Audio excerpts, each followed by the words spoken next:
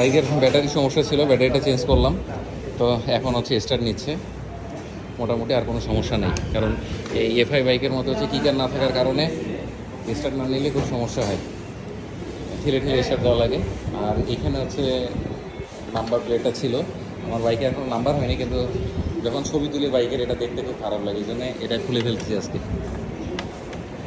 এর আগে হচ্ছে এগুলো খুলছিলাম, তো এগুলো আবার লাগাই নিছি বর্ষার জন্য। বর্ষা দিন যখন চলে যাবে, শীতের দিন আসবে, তখন বাইকের পিছনটা আরেকটু মডিফাই করবো।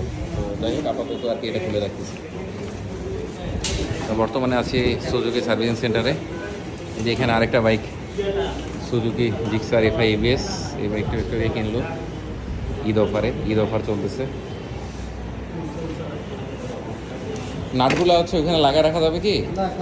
আচ্ছা, নাটগুলো তাহলে আমাকে দিয়ে দাও, ওই নাম্বার প্লেট লাগানোর সময় তো কাজে লাগবে। ওকে, তো এটাই শেয়ার করলাম, এটা হচ্ছে খুলে রেখে দিলাম।